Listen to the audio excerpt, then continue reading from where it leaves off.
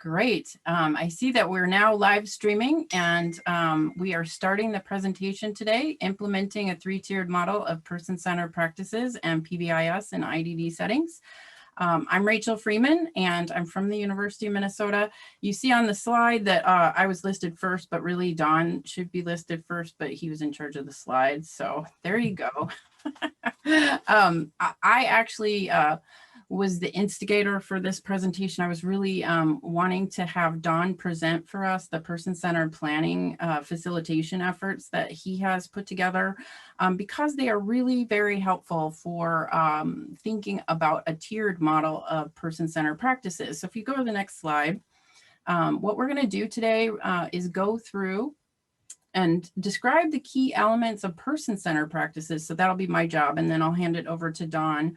Don's going to talk about person-centered planning, which is a particular approach that is really a great process for supporting people. And I actually went through some of my older publications, and I'm not saying that Don is old, but I did find some of his earlier work on person-centered planning. And so he's going to tell you about the key components of it, but just know that he's really well established in the field in person-centered planning.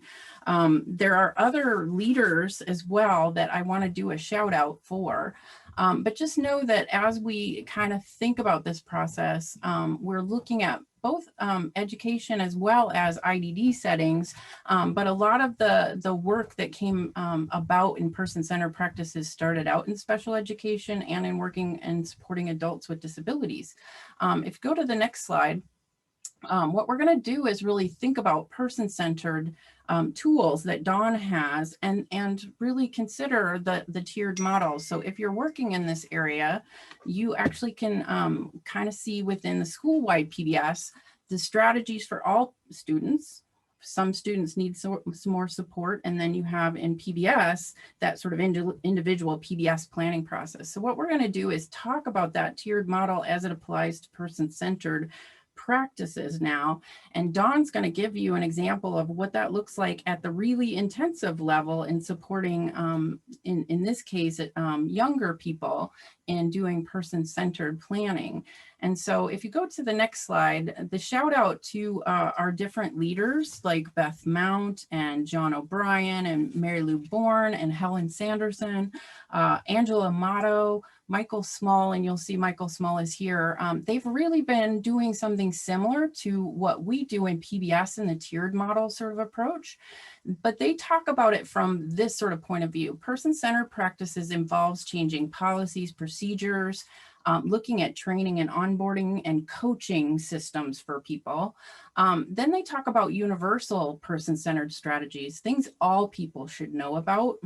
And then person-centered planning becomes that really intensive process to support one person with a team around them to go through and help them to achieve their ideals and their dreams of what they really want in life. And if you go to the next slide, I just wanted to point out that person-centered as a, sort of a word that you hear in conversations comes out of a lot of different settings. So you'll hear people talk about patient-centered or person-centered strategies in hospitals, in medical sort of settings. You'll hear it in education and special education in particular.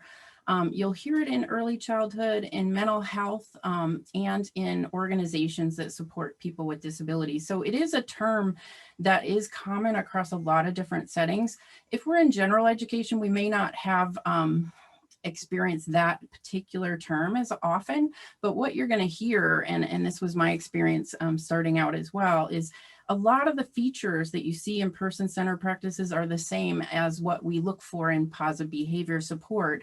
They're the same core features. And so there's a lot of complementary sort of connections across person-centered practices and positive behavior support.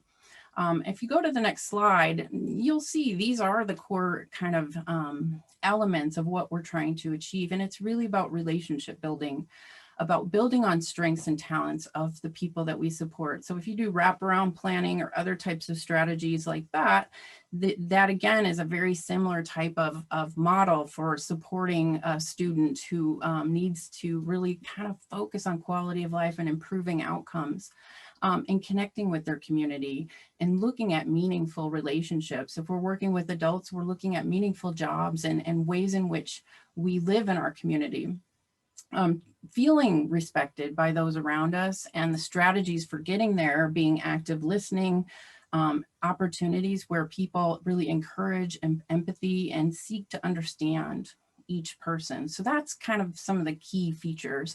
And really the themes are around making sure we know what's important to people. A lot of times in the disability field, we end up thinking about how to make sure people are safe, they're getting the services that they need. We focus more on sort of what's important for somebody. What's important to them is the reason for being in life. And so it also kind of goes closely with power in empowerment. So if we feel like somebody is controlling our lives, then we're not able to proceed forward in a way that's meaningful for us. But if we work with people, and person-centered practices helps us to do that, we're setting the stage so that people are empowered to lead the lives that are important to them. But we also know our cultural viewpoints are really important to attend to, because if we're looking at building relationships, but we're thinking only from our own values and viewpoints, sometimes we're actually engaging in power over other people accidentally. Right? So as we think about person-centered themes, these are the core, with the last one being trauma. And we all know from the pandemic that everybody experiences trauma in their lives. This is something that's endemic to being human, I think.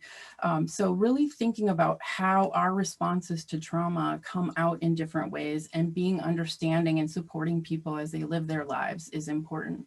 So with that, I'm going to hand it over to Don. He's going to talk about person-centered planning, which is that more intensive process. And then I'll kind of circle back and talk about how you can use some of his tools to really support people in universal sort of strategies, and to look at how do we kind of think about tier 2 within a person-centered practice model. So Don, over to you. Thanks, Rachel. I really appreciate being invited to present with Rachel. We've been colleagues for many, many years. And I'm excited on two levels. One, I get to wear a tie for the first time in over a year. And I know that that's exciting for a lot of people. But also that I get to talk about person-centered planning and how it relates to positive behavior support, and how they're intertwined and how they support each other. But we really have to start with understanding of person-centered planning philosophy. And I want to share some examples, some pictures of what person-centered planning looks like.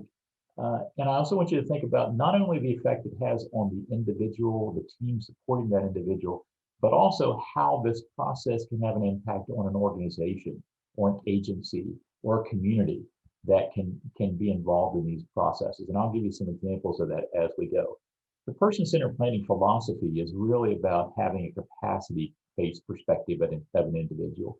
It kind of emerged out of the idea that maybe we think of deficit and what do we need to fix in the person, rather than saying, how do we build on the capacities they have, the strengths they have, the positive aspects of their life, and enhance those to support that person even better within the community.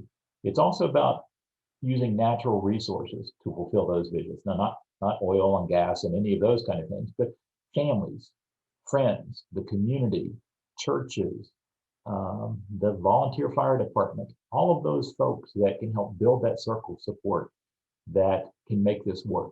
And it is really essential for helping people achieve the kind of quality of life that they really desire. A couple of real brief testimonials, and you can read those for yourselves, but it's really about that I've engaged in this process, helping people understand what that person wants and how it's possible to help them achieve those goals and those dreams that they have for their life. And also how to think about this person holistically. I think that's a great term. Think about their life and their needs, their desires, their loves, their passions, other than just looking at their behavior. And we've got to fix that behavior. But how do we understand that behavior results from many times people not having their needs met, not having access to the kind of life that they want to have? And you'll see that example in some of the examples I share in a little bit. And also the intertwining of that person-centered planning with positive behavior support is really essential. because those two things taken together can really provide an impact at the individual person level, but also have an impact at an agency or systems or community level. And I'll share some examples of that. So the process, let me just describe it. It takes a great facilitator and leadership and support to make this happen for an individual person or overall systems change. And you have to have a team of folks that will help that person to reach their dreams. And really good graphics. I'm not really good at graphics, so some of the things I'll share with you are more words, but many people are great at graphics, and it's good to have those skill sets. I don't have them. But we really want to make sure we have that available for people participating in the process who may not read very well, but want to be able to see what their vision for their life is going to be. So person-centered planning is done through a series of frames or activities to help us understand that person, how we're going to work together better to help them achieve their goals. And you can represent that on easel paper. We've had folks do it on computers. We used to get rolls of butcher paper and just cover every wall in a room, because you don't know where you're going to go and you don't know how much information you're going to get. But you're going to assemble a team that knows that person really well. They're committed to that person's growth, that person's well-being, that person's achieving a high quality of life. And two, they have to be desired by that person. The person forms their team. The person identifies who's important in their life and who they want to invite. And in some cases, they might do the inviting, just to make sure that team is their support circle. It's going to make things happen for them in a positive way. Now, there are some sensitive situations that occur. And so we want to make sure we discuss with the person and the team ahead of time. How are you going to address difficult situations, sensitive information that arises? One of those things might be that it's private and confidential. Whatever's said in this meeting stays in this meeting. It's not something you go out and share about, hey, I just found this out about Bob. It's how do you make sure folks feel comfortable sharing and that it's a safe place, a safe environment. Be very sensitive, as Rachel was just saying, also to the serious and wounding issues in people's lives and to the trauma that's been experienced. I'll share a couple of examples of that. And making sure you're supporting that individual and the team through the entire process, whether it's bringing food, whether it's making sure you're paying attention to people's body language, really facilitating folks to realize they're comfortable and willing to share. And one of the things we find from this process is a lot of people that are unfamiliar with it or that have been reluctant to participate get very excited, because for many individuals with disabilities, this is a different kind of a meeting. It's a meeting where they get to talk about their dreams and what they want, instead of people telling them what they're going to get, which is what they might have experienced in the past. So we want to make sure we prepare that focus person, the individual, before the meeting ahead of time. Make sure we direct questions to that person and make sure their communication style is such that they can participate, and that you ask for feedback from all participants, and get that feedback and have a focus person respond that really reflects what they want in their life or not. We had an individual one time that had a difficult time communicating, but he had a communication device and he had recorded in on the ahead of time all the things he wanted. So when he hit the button, it said, I want to live here with this person on this street in the city. Here's what I want to do during the day. I don't want to do these things. And he kept hitting it over and over and over again to make sure we were on track with what his vision for his life was going to be. As Rachel said, there are lots of different person-centered planning processes, and we're not going to talk about all of these, but I will refer you to a document that I loaded on the conference. It was from a presentation last year where we looked at different kinds of processes. What I'm going to talk about today is how we've integrated several of those, from personal profile and futures planning and a path process, into what we've done in Florida and how we've been using that in the past, and is still available for us to use as we work with individual students. So this is an integrated person-centered planning process from our Florida Positive Behavior Intervention Supports process. I'm going to talk about an example for an individual student, but I'll also intersperse some examples for older students. Not even older students, they are adults. So you can see, oh, this is how it might look for someone who's a little older than a 7-year-old or a 6-year-old. So our integrated process, you can see there are lots of different frames here, and this process may take anywhere from 2 or 3 or 4 hours to complete. So you may break it into smaller sessions. You want to, again, match the needs of the group. How long can they put into this process at one time? But you start with the dream. The dream is, what is that person's life going to be like? What do they want to see? What do you want to see for them? Making sure that it matches what they want. And then you move backwards from the dream to start the process of who are the people, what are the places they go, health, history, all of those things until you get to the themes that you learn. What did you learn in this process? That's really important for us to remember. And then from there, you develop goals. What can we accomplish in the next year? The dream may be 5 years away, but the goal is, what can we accomplish maybe in the next year? And the first steps might be anywhere from a week away or the first month. What are the first steps we're going to do to make sure we move closer to those goals and ultimately to the dream for that student, for that adult? So I'm going to share with you from Brittany and some other ones I interspersed in here, her person-centered planning process. So again, in this process, we prepared the team by giving them templates, the actual slides here that we see, but blank, and they write down their ideas ahead of time. And we normally sit down with the student or the adult, and we talk about what they want, so they can make sure and feel confident presenting that when they get together. So that first step is the dream. So for Brittany, a lot of it was shared by her parents. She was 6 or 7 years old, I believe. She's in first grade. And they really wanted to make sure that she got to have all the things that they see here, which are very typical for all children. But they wanted her to live a life of friendship and independence and fun and going to college and being involved in a dance group. Now Brittany did have disabilities. She had Down syndrome and some issues that we're going to look at in a little bit. But her parents were very committed to the idea that she should have everything possible in her life that every other child has. They also looked at the people in her life.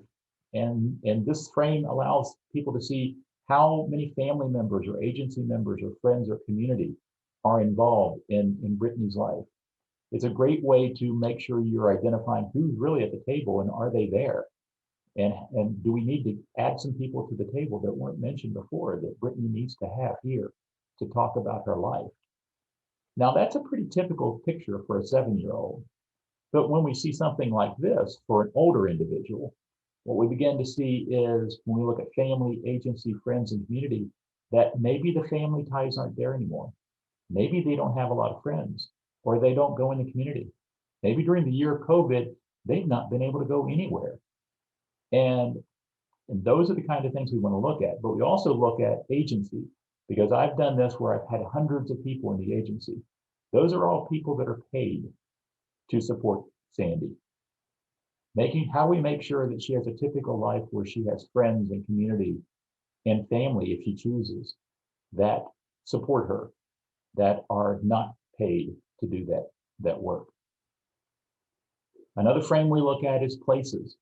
And I think Rachel will talk a little bit about a variation of this, is looking at daily routines. But what does Brittany do on a daily or weekly basis? She goes to school, she is at home, she goes to the community, she rides the school bus, all of those kind of things. This is very typical. Now, she does have some services, speech and OT, that maybe other students don't have, but it's a very typical life for a 6 or 7-year-old. Here's an example for an older adult who lives in a residential facility with other people with disabilities, goes to a day programming area that would sometimes allow and support work, but not very often. She also doesn't get to go in the community very often, and when they do, they go in a bus together, and other people might choose where they go and what they do. So this is the life that, for the other individual I was sharing, some of the things she was talking about, where do I go and what do I do on a weekly basis? You can begin to see some things here where that person may be sharing what they like and don't like. And we'll talk about that in just a minute. Here's an example of how they will look at health. So for Brittany, we would look at some of the issues that were positive and negative. Now, these are sometimes very enlightening. I've been in team meetings where, and this was one where the team had no idea that Brittany had a heart condition, and they needed to consider some things that they had been doing that might have been detrimental to her health. And they needed to understand that. I've also been in meetings where people didn't realize a child had a hearing loss, and that changed how instruction was being provided. And so it's important to have this kind of a frame available so you can get that basic check-in. Here's an example for an adult where you might see that this is an adult that has diabetes and some other health issues, and they may have multiple medications that they've been receiving. They've done a good job of having somebody oversee this.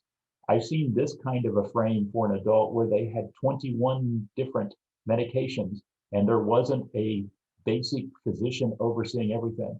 Every time she went to a different doctor, she got different medications, and they just built on the ones that were before. And they were almost to toxic levels. Okay? That's important information to share because it has an impact on the overall quality of life of that adult. Here's an important frame where we look at the history. Here's a pretty simple history for Brittany. Again, she talked about when she was born and some of the major issues that happened in her history. And she started preschool. In first grade, she started working with PBS project. That's a pretty typical frame for a 6-year-old. But sometimes we'll see 6-year-olds that have very intensive history. We've seen them from parents sharing the history, and at the end, one of the things that parent would say, I hope that we can find something that works because no one's lasted more than a couple of weeks with my daughter. And we also have choices. Where does this Brittany get to make choices? Personal choices, academic choices. And so you can see that these are pretty typical for a 7-year-old. She gets snacks and breakfast, what clothes to wear, what to do for lunch, and all the same choices that are in the school and in home setting that nearly any other child has. Here's an example for an adult where they get to choose certain times, like what time to go to bed or what clothes to wear. But you can see over in red that there's a lot of areas where this adult does not get choice as to where they live, who are their housemates, whether they want to go to day programs, what they want to eat, when they can go to church, if they can go to church, even where to live, when they can go shopping, who they can go with, and who's even supporting them, who's in the home with them as not just housemates, but also support staff. One of the other frames that's really important is we begin to address behavioral issues because many of the people we work with in person-centered planning process do have some behavioral issues that may be the main reason that we've been asked to support them. But we always start with what are the things that gain respect for that student or adult, then what are the things that lose respect, and then we go back to the gains respect to finish out strong.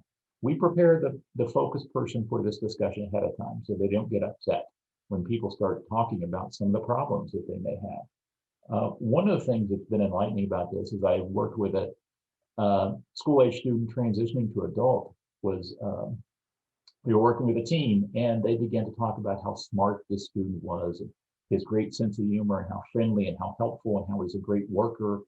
And we saw the mother just break down. And she said, my son is transitioning out of educational system. And in the last 11 years, this is the first meeting we've had where anybody said anything positive about my son. It's always been about what he's doing wrong. We need help with his behaviors. What are you going to do to help us? Instead of acknowledging him as a wonderful, fantastic person. And she said, that's the son I know. And I'm very happy that you begin to acknowledge that you see the same things to respect that I do. And it really changed the team. It changed not just the parent, but all the entire team to realize we really need to have that positive behavior support focus. Another thing we look at is what works. What are the things that works for, this is for Brittany, that works for Brittany? What are the things that don't work for Brittany?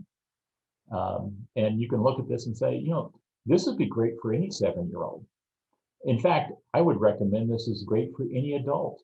You were starting a new job. If you If you were starting to date someone for the first time, it'd be great to just lay it right out. Here's what works with me. Here's what doesn't work with me. And to really get it very clear. And I think that this has been a great way of building support and reminding folks, it doesn't really work to yell, scolding. I'm not really good at math, but I like these things. Those are important things to gather. This kind of all leads to the point of this important frame, which is hopes and fears. This is one for Brittany. What are the hopes the family has and Brittany's hopes? And what are the fears? You know, the hope is that she's always going to be successful. And we started from the very beginning. I think you could see one of the themes is that she's always going to be included with all of her age similar peers. But they have some fears. They've got some fears that she's not going to be understood, that she's not going to have the social skills she needs, that maybe people won't accept her. And look at this fear that she's never going to have a friend. I've worked with individuals that had been in state institutions for 30 years that were moving into the community. And that was one of the critical frames for the family, was when they realized that she doesn't have a single friend after 30 plus years. Those are terrible things that we have to address, and we have to do something different in our support system, and this person-centered planning can help accomplish that. And you can just see, again, different fears of that family as well as the other participants in the team. The teachers are saying, we're afraid that the classwork will frustrate her and she won't be successful. So the next frame is, what are the barriers and opportunities? After hopes and fears, you've got to say, okay, we've dealt with a really emotional frame of what are our hopes, what are our fears, but let's talk about what are our opportunities right now. Why is this a good time for us to do what we need to do to support Brittany or to support any person we're working with? And it may be as simple as the school believes in inclusion, the family supportive. They've got a great framework. They've involved PBS for the first time in this process. And then there might be barriers of, wow, we've got financial issues. We don't know if we can support the things that he or she wants in his life. He doesn't really like where he lives now, but we have to figure out where that would be. Where would be a better place to live? And those are all things that have to be addressed very clearly. It's like everything's open up, everything's discussed. And I think you can begin to see how some of these things, some of these frames can really shape the kind of support you're providing to a person and make a fundamental change, not just in the person and how you support them, but in the team. The next frame you move to is that themes frame. What are the big ideas? So for Brittany, they kind of clumped in 3 different areas. We need a better job of teaching her and supporting her to communicate better. She needs friends. We need to figure out ways to get her connected to peers in her classroom. We know she has a difficult time communicating, but that shouldn't be a barrier to us. We've got to figure out a way to make that happen. And we've got to change the curriculum to adapt. So those are big 3 critical things that the team identified to do for Brittany.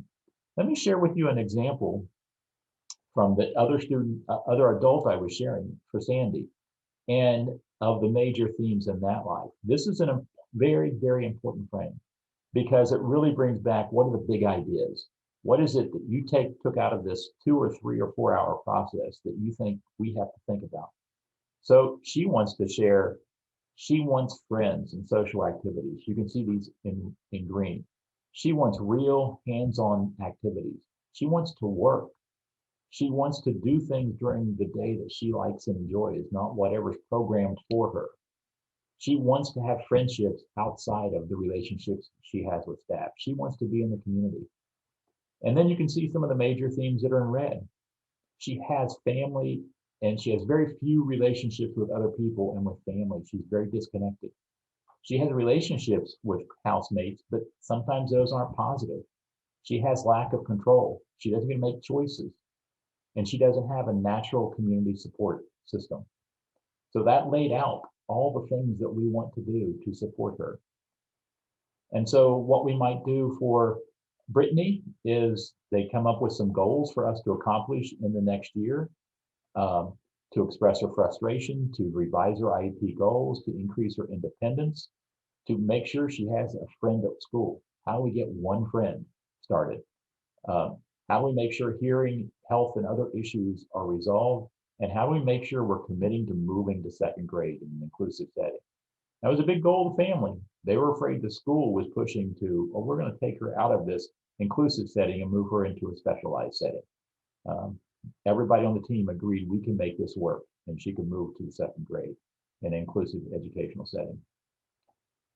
So one of the things before I move on to turn this over to Rachel is to think about how this process impacts not just the individual and the team, but also the agencies and support systems. I've seen agencies participate in this process and totally change the way they provide support. They moved away from, our job is to find you a placement. No, your job is to help people find how they want to live and where they want to live. Not to, well, we have a placement available for you. I said, I don't live in a placement. I live in a home. I live in an apartment. And how do we get people to begin to change that? We've seen entire agencies change their values from the planning process to the person-centered thinking process. And I've had support providers that actually through this process had epiphanies of going, wow, I just realized that one of the main barriers to the success of Joe was me. I've been telling him what he needs to do. I've been arranging the things based on the resources we have to offer, the things we have to offer within our agency, and not listening to what the life he wants. And I have to change that. So it has a real capacity to change the individual, their quality of life, the family, the support providers, the community, and well as agencies that provide support. I'm going to turn it back over to Rachel now to talk a little bit about how to use these approaches within a multi-tiered framework. Thanks, Don. I really appreciate how Don sort of integrated different strategies that you saw in the list. He had a list of different types of person-centered plan kind of approaches or models. And what you see when you go through person-centered planning is that there are a lot of different ways to help people think through the pathways to achieve a better life. And what we all know over time, once you start seeing these different strategies, is that each person is unique and different. And so tailoring what people need is a really important part of the process. What I wanted to show you about Don's particular model is that he has integrated some elements that can be used as a universal tool and process. And so that's one of the pieces that I think is really important. I've worked in, for the last few years, I've been working in Minnesota and supporting providers who are implementing person-centered practices. We've been using a slightly different model around person-centered thinking. So go back to those first slides I showed you with Michael Small's work. And he has really looked at how to form a team that's meant to first look at, before you do person-centered planning, the representation across different groups. So administrators, people like supervisors, managers, if you're in an adult sort of residential support system or employment kind of provider organization, you look at the people who are supported, inviting them as well to this team process. And really this planning process can be used at that larger level as well. And what Don's speaking to is a systematic approach for organizations to start changing policies and to focus on two major things: language and relationships. So what you see in person-centered planning is we accidentally use words like consumer and peers, and we oftentimes have distancing words. And when you start the person-centered process at a universal level, it's starting to teach you to become aware of how you're talking about things, because that actually sensitizes you to the fact that sometimes we're using language to create distance between people. And so at an organizational level, if you go to the next slide, what you'll see is, and here, let me put this back up. I gotta find my arrow. Sorry, Don. At the universal level, when you think about the triangle and you start at the bottom part of the triangle at universal things that all people should know, whether if you're in schools, it's teachers, general ed teachers, as well as special ed teachers. You might look at paraprofessionals, janitors, et cetera, but you're looking at who needs to know about relationship building and language, and how much information do you want to share? So you don't have to go through a whole person-centered plan with every single person in a school or in a provider organization. What you want to do is think about, how do you build relationships?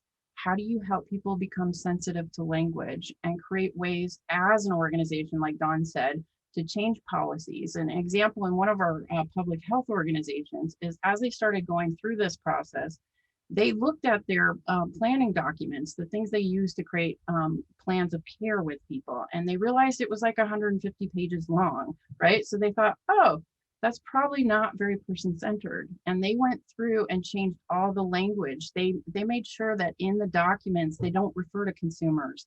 They talk about people that they're supporting. This very subtle change can create a huge difference in how we think and talk to each other about things. So this slide here is talking about the major types of steps or activities that a team would look at. So your leadership, your managers and supervisors, you might have human service personnel, you have people you support, family members, they all come together and think about, what tools can we use? The point I want to make here is that Dawn has some tools already available for you, and they were the ones that actually take you through the path. You don't have to go through a full kind of path process or planning process, but you can take elements of it to actually build relationships. So you might talk about what's a good day and a bad day for you, right? So if you're looking at staff meetings, you might have some tools that you introduce to help people start to talk to each other about the things that are really important to them. And what that does is that, first of all, when you think about a planning process, and Dawn kind of pointed this out, it's a very intimate experience. And if you expect somebody that you support to go through this and talk about their hopes and fears, you should be able to do that with yourself as well.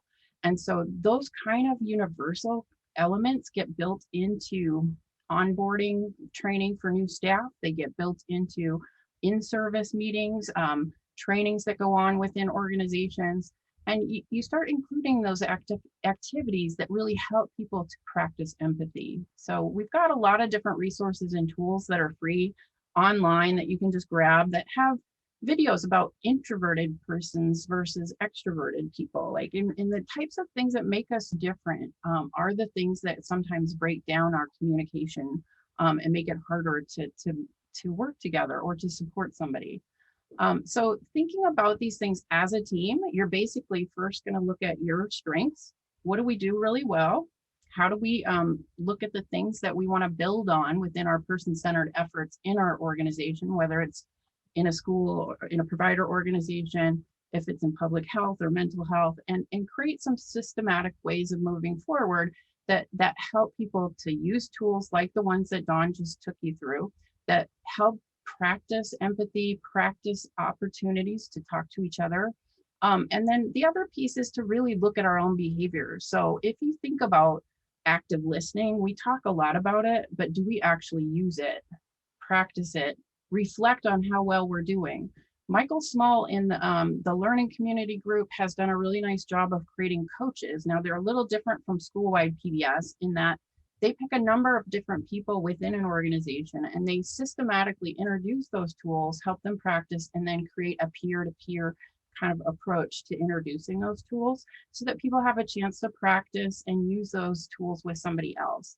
But also having the opportunity to think about how well you're doing with active listening, how you're doing in inclusiveness. Do you use language that builds people and grabs people and brings them into meetings?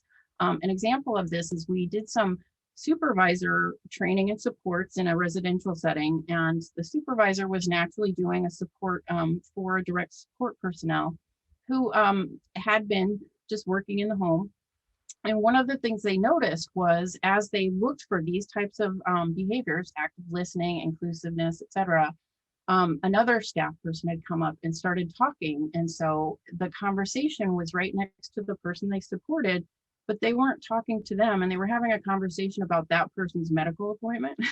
So, what happened was, as the direct observation concluded, they went through all the strengths and things that went really well.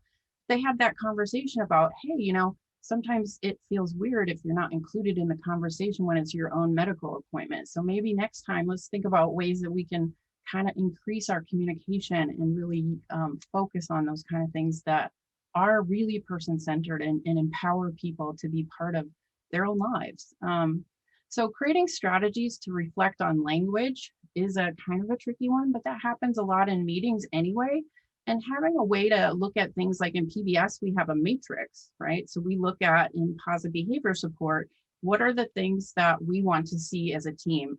Some of our groups have actually looked at person-centered language as one of the behaviors they want to see in a staff meeting. So they said, what does that look like when you get ready for a meeting?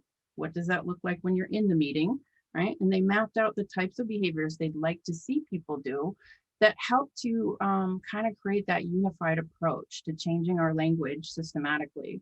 And then the last piece is data. Fidelity of implementation data means we're not just saying we're person-centered, trust us, right? And you hear that a lot in the disability field. People have been introduced to this concept forever, but the idea is to actually use our PBS strategies and our data to evaluate over time. Are we getting better? How many policy documents have changed? Do we see in direct observations that people are active listening? They're being inclusive and bringing people into conversations. So those are the types of universal strategies for person-centered practices. And if we go to the next slide, I just gave some examples of, and I know the routine wasn't yours, Dawn, in this path process, but it has that same kind of approach. And what you want to do is think about the slides that Dawn has and really consider the people you're supporting and the process. And for instance, if you're working in a organizations that supports older people, you might change the slides so they don't have as many little children or stars or things like that. And this is an example of that. We use this in a more adult organizational sort of support system. So you're basically thinking about how would everybody get introduced to some of these key features. Now, Dawn is actually, got the example from the child perspective. What you want to do is actually decide. You might use 3 of his slides to have a conversation in a staff meeting, or you might think, you know what, those are not going to work real well, right? So let's pick some other ones. And this routine one, I think Dawn came out of that conversation. If you go to the next slide, what we do is we kind of just go through, and I guess I already said this part, but pick the tools that work, use that coaching model that helps people get a chance to try things out. And then the next slide gives you kind of time to think about including the number of slides, right? So those are the 3 things we just talked about. If you go to the next slide, sorry about that, Dawn, making you go fast. This kind of sums it up, which is if you go through that presentation that Dawn just did for Brittany, and you think, okay, well, if everybody could use the tools, let's pick some of these things, figure out how do we build them into staff meetings, how could we build in training and introduce these key concepts for our staff, and then look at what we call short descriptions, which is coming up in a minute. If we're monitoring our quality of life and incident reports and other data, then we can go to tier 2 and help people whose quality of life is not proceeding as well as we would like, or they're saying they need some more time to talk, but they don't necessarily need a full person-centered plan. They just want to, improve some areas. Like maybe it's like they hate their job, right? Or maybe they just want to create more friends in the place where they're working, but they need some help in thinking it through. So a tier 2 strategy is not a full person-centered plan, but it's just adding a few different strategies. And so some examples in our organizations are group interventions where we look at friendship skills, practice those together, have a chance to talk to each other, and then go out and try those different things. It may be another tier 2 would be joining a mindfulness session that's in the community with other people, which would allow for a strategy for coping and to really think about ways to deal with frustration or stress. So as you think about the tiered process, you're really just adding the intensity of the need, and Dawn's tools are a really great way to look at this. If you wanted to see more tools, you could go to Helen Sanderson's site, or you could go to Michael Small or the Learning Community. I put some slides at the bottom of this presentation. So if you want to go back and take a look at some of those tools, you can see they have a lot of similarities to the integrated process that Dawn has put together. Now, one of the things at the universal level that we've done is also to take that learning community idea of the personal profile or the one-page description and to use the tools that Dawn has, not to put a full plan in place, but just to share who I am as a person. And so this comes up in a lot of different fields. I put some links to the different areas. I found one, for instance, Boston Children's Hospital. If a child is going to the hospital, they have a planning process to look for important key things that our medical professionals need to know. This has become really important during the pandemic. But the Alzheimer's Society has one too that I think is, this is me, right?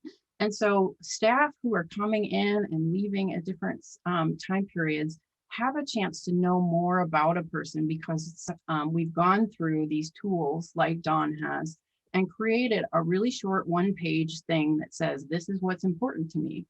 And this is what's important for me. And so those are different strategies at the universal level. If you go to the next slide. This is the piece that I think is really important that we talk about a lot in PBS, which is making sure that there's coaching, that there's ways to try out and reflect on our practice. This is just a simple tool that lists out active listening, paraphrasing, non-judgmental statements, right? So if you were to actually assess your own practice, you could go through after a day or a teaching class or, you know, working on a shift and just go through and see, did I use any of these? And what can I do to get better at what I do? Some of our folks have used this also for when incidents occur that are around relationships that aren't working quite right, right? So let's try to think about the things that we can do to help use conflict resolution and positive relationship building to kind of prevent the challenges that come up in a natural sort of way. So we're not necessarily talking about huge problems, they're just disagreements. Okay, so that link there would take you to this tool if you wanted to use it. We've got another one that's on conflict resolution. But again, just universal strategies. Next slide. So if you've got all of these universal strategies in place, then what you're going to think about is, what kind of data do we have? Do we have information that helps us intervene early? So that's why this is nice with positive behavior support with a multi-tiered sort of approach, because you can use your incident report data, but you also should have really good quality of life assessments. And that is a big challenge for all of our organizations. We're all kind of working on these things. When you get up to the tier 3 area, there's a lot of quality of life tools. There's some tools that are being piloted right now that are around, you know, sort of the big picture and how do we create quality of life settings. There's a really old tool I know Dawn knows about called the Positive Environment Checklist. And that's another example of kind of looking at, are we setting the stage for predictable settings where people get what they need, they feel comfortable, they feel respected. Those kind of things, if they're going wrong, should be flagged, and we should have some sort of way to intervene as soon as we can to improve quality of life. So you might add some quality of life tools at tier 2 to help you figure out what's maybe not working great within the process. Or in some cases, you do the person-centered plan at this stage. And really the emphasis within person-centered practices is everybody should have a person-centered plan no matter what part of the triangle you're in. But not everybody needs one. Now, if you have an IEP, an individual education plan, or a personal care plan, or an individual support plan, whatever you call it, those plans should be linked to the overall strategies you're using for PBS, right? So you should be teaching skills and helping to naturally build some of these universal strategies into our everyday lives if we have those kind of plans. But then we might need Dawn's person-centered kind of integrated process to really get at some of the details. So that kind of gives you a sense of how some of our organizations are starting to think about person-centered practices from that multi-tiered kind of point of view. And I really appreciated Dawn's planning process because he's made that available to us. It's really easy to access. We've always had it on APBS. As one of the planning examples of positive behavior support. So you can use these types of tools to kind of help you move forward. Next slide. I think we're getting close to the end here. Yeah, and so I won't go into detail on this, but really, if you are doing person-centered planning and you've gotten really good at it, you're going to have multiple plans. So how are you evaluating those plans? How do you know if they're working well? You know, the problem in a lot of our services is that they only get done annually, and that's a non-example of person-centered planning, as Don will point out. So really thinking about what is your system to support people. And if you go to the next slide, this kind of helps you think through this. If you are a universal team and you're really putting person-centered practices in place, you need to know about the tools and creating a personal description. If you're really looking at a tier 2 team that's meant to kind of watch what's going on with the data, then you probably need a little bit more information about quality of life, simple problem solving. Oftentimes this is hooked to our PBS planning. Some of us will become person-centered facilitators. Some of us are really good at this. Don's one of those people, but some of us don't feel comfortable with that level of facilitation. We're more introverted, or we don't mind participating, but we didn't, you know, we feel a little uncomfortable leading. So you're thinking as an organization, how many person-centered plan facilitators do you need? 5, 1? You know, it really depends on the size of your organization, what you're doing. And then you're also thinking about trainers. If you're a school or you're a provider organization in a rural area, a lot of our groups have kind of pooled their resources to do regional trainers so that you don't have to have a lot of expertise for training in a particular approach like PATH or MAPS or, you know, all of these different strategies. Instead, you're looking at, you know, how to access those resources. And I'm really proud of the state of Minnesota. They've worked really hard at a statewide level to think about ways to support all of our providers in building expertise in person-centered practices so that there are these opportunities that are available. The learning community, which is something that Michael Small and others kind of launched, like Helen Sanderson is also one of those leaders in the person-centered thinking kind of area. The learning community is led by Michael Steinbrook, who also does person-centered practices within schools in New Jersey. And so there's all of these resources out there to kind of think about how you might move forward, either at an individual organizational level or by reaching out to your resources in the state, because there are a lot of people now that are starting to have these kind of skill sets and experiences. Okay, next slide. Just a quick thing to say, if you are moving forward with evaluating your person-centered practices, we have teams that are reporting decreases in staff attrition. They're reporting workers' compensation changes. Oftentimes they're kind of connected with the PBS efforts as well. So sometimes it's just person-centered practices. I know we have one organization in Minnesota that has also reported decreases in incident reports as a result of their person-centered work. So as you go to the next slide, you're really thinking about, as that team that we talked about, the administrator, supervisor, manager, representation from your organization, you're going to look at what kind of quality of life data do we actually have? Are there increases in social and emotional skills? Because those are the things that help build relationships. What's our satisfaction levels? Our staff turnover, retention, decreases in negative interactions, that sort of thing. And the next slide. Cruising to the end here. The last piece is just showing you a Fidelity of implementation tool. And in this tool, it's very similar to our PBS model, where we go out on site and we look at the organization's policies, procedures, we do interviews, we observe what's going on. Can you go back one, Dawn? We just take these tools and create just it's 28, 29 items, and you score it by 0, 1, or 2. So if you get 100%, you've gotten 2 points for everything. And so this is an example from one of our organizations, and I've circled the fact that there's a subscale on person-centered practices, right? So the first one is, do you have a team? And you can see they've made progress in that. The second one is, do you have person-centered universal strategies? And you can see their progress over time. We have the next one is PBS. So we have the items around PBS. We have cultural awareness. We have the data systems. You can see they're working on those. So this is just a way to kind of look at your data. Thanks, Don. I know we're needing to wrap up here.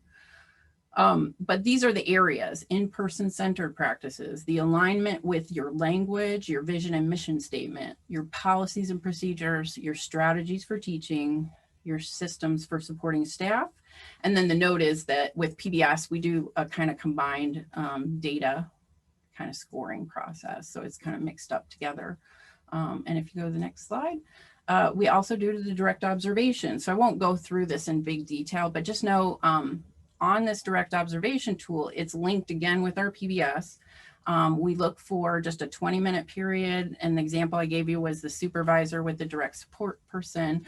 And we just record whether we see any of these person-centered behaviors. But then we also look at what we call the matrix, which is on the PBS side, the positive skills you want to see in social emotional development. And we see whether those are happening with the people we support. So it gives you a way to kind of score and give feedback to people over time on how things are going. So this is tied to our Fidelity tool process and what we're looking at. And you can see this was just 3 sessions, but you can see that over time we're getting progress as we move forward in providing feedback to people and kind of working through problem solving around our person-centered behaviors. Okay, so the end slides I have are just extra resources, so I'm not going to go through all of those. Just know mnpsp.org has a lot of resources around person-centered practices and PBS. And if you go to the next slide, this is where the learning community is. Michael Small kind of helped kick that off. But Michael Steinbrook, I believe, is the director right now, and they have communities. So in Minnesota, we can go to this website and go to a community where we know where all the person-centered thinking trainers are. And that really helps to kind of create this way of reaching out and getting supports that you need. Charting the Life course is a very similar type of tool. And it has been used at the universal level as well as the kind of strategies that Dawn talked about, but it's kind of geared more towards families. And then the National Center has a focus on larger sort of perspectives. All right, so I think I won't go through all these. They're going to be available if you go to, they'll be on APBS, Dawn. Yeah. So if you go to get the presentation slides, these are all different areas that you can go to for links. We'll make sure those links work when they get posted, because I know that's always a challenge. And they give you different ways to look at your person-centered sort of strategies. And if you have any trouble, just let us know. And give me an email and I can hook you up to some of these things as well. All right, those are all just different examples that come out of our collective relationships. So Rachel, we do have a question, and I have a reaction to your presentation real briefly while you answer the question, prepare to answer the question. Okay. So the question was, do we have specific quality of life tools you recommend? So you can get ready to prepare that one. And okay. I would just want to reiterate the fact that in doing the process of person-centered planning, as a facilitator, you don't go and just do this. You participate in the process, you practice the process, and when I've trained staff in using it, we have them have themselves be the topic of the frame. For instance, they've got to share their own history, or they've got to share what works or doesn't work, so they understand how that feels. On a personal note, I use this process. Actually, the staff and friends supporting me 20 years ago when I lived in another state said, "Hey, we'd like to do a path with you." And I said, "Okay." And during the path process, I realized that it was time for me to move. And they said, "We just thought that it was a good idea to use these same tools to help you make a decision in your life." So don't think about the fact that these are just for students or adults with disabilities, but a lot of these things can really help you address supporting people at an individual, again, at that tier 1, tier 2, or tier 3 level, your friends, your family, your colleagues. Thanks, Dawn. I will respond first to Dawn's addition. And yes, what you're wanting to do is find the trainers that will help you and your team move forward to build these different resources. So that becomes an important piece of the puzzle. With regards to quality of life measurement, the irony is that we actually had Robert Shalak was going to come present. Did I say that right, Dawn? Yeah. I don't always pronounce his name right. But he actually has done a lot of work around quality of life measurement, and he and his colleague, I believe it's Verdugo is the last name, wrote a book that was really amazing in that they went through across the lifespan different types of quality of life measurement tools that are available. And I can't pull the name of the book off the top of my head. I don't know, Dawn, if you can do that. But I could definitely get it to you if you want to get a copy of it. There are, I know Robert Schlock has some quality of life tools that are really good. From the psychometric sort of point of view, I would follow his lead. I know there are some other additional quality of life tools that are on our website, but they're not necessarily research-based tools. So there are different ways to kind of look at information. So I think that's what I would recommend. Dan or Don, do you have recommendations for quality of life measurement? I know it's a tricky area. No, I don't have any others than what you've got. There are some that, as you mentioned, that are older measures. We don't have a lot of them though. That is a good point. But I think I'd start with the Shalok information. Well, and the thing about the Shalak, and I know we've got to end here pretty soon, is that you think about quality of life by domains, and so there's actually tools that you can use across all these domains, and that's what they did, was to compile, like Don said, some of them are older, but they give you a way to think through, if you're doing a person-centered plan, what are the different domains that are the most important for somebody, and what kind of measurement might be the best way to look at it. I guess that's how I would answer that.